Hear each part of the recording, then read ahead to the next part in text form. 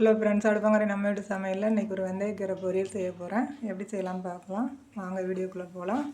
வெந்தயக்கீரை உடம்புக்கு அவ்வளோ நல்லது. நீங்களும் இது மாதிரி செஞ்சு பாருங்கள். உருளைக்கிழங்கு போட்டு செய்கிறதுனால குழந்தைங்களும் விரும்பி சாப்பிடுவாங்க. நம்ம உடம்புக்கும் ஆரோக்கியமானது.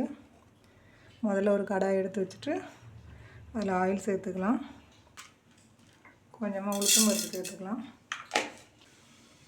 கொஞ்சம் கடுகு, ஒரு அரை ஸ்பூன் அளவுக்கு ஜீரகம். கடுகு பொரிஞ்சோன்னா ஒரு பெரிய வெங்காயம் நல்லா பொடியாக கட் பண்ணி 2 பச்சை மிளகாவும் கட் பண்ணி வச்சுருக்கேன். இதையும் இதில் சேர்த்துக்கலாம்.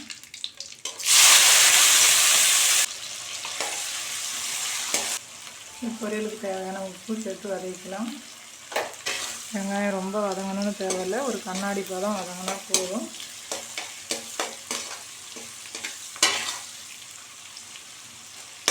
இதிலே ஒரு மீடியம் சைஸ் 2 உருளைக்கிழங்கு பொடியாக கட் பண்ணி வச்சுருக்கேன், அதை சேர்த்துக்கிறேன்.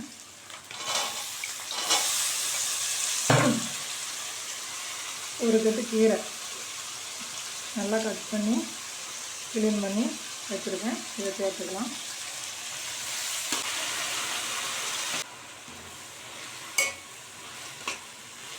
உருளைக்கிழங்கு இது மாதிரி பொடியாக கட் பண்ணி போடும்போது கீரையோடய வெந்துடும். தண்ணி எதுவும் தேவையில்லை. கீரைலாம் அலசி போடுறதுனால அந்த தண்ணியிலே இதெல்லாம் வெந்துடும். நடுவில் ஒரு வாட்டி கிளறி வேக வச்சுக்கோங்க. இன்னும் கொஞ்சம் நேரம் இருக்கணும். இப்போ நல்லா வெந்துருச்சு கீரையும் உருளைக்கிழங்கும். இந்த ஸ்டேஜில் ஆனால் தேங்காய் பூ கொஞ்சம் நல்லா சேர்த்து நல்லா கிளறி விட்டுக்கிட வேண்டியதான்.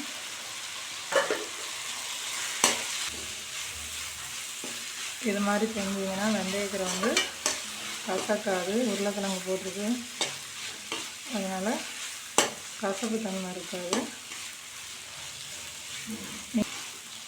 இப்போ கீரை நல்லா சூப்பராக ரெடி ஆகிடுச்சு. நீங்களும் இது மாதிரி செஞ்சு பார்த்துட்டு எப்படி இருக்குன்னு கமெண்ட் பண்ணுங்கள். உங்கள் ஃப்ரெண்ட்ஸோட ஷேர் பண்ணுங்கள். மறக்காமல் நம்ம சேனல் சப்ஸ்கிரைப் பண்ணுங்கள். அடுத்த ஒரு வீடியோவில் சந்திப்போம். நன்றி, வணக்கம்.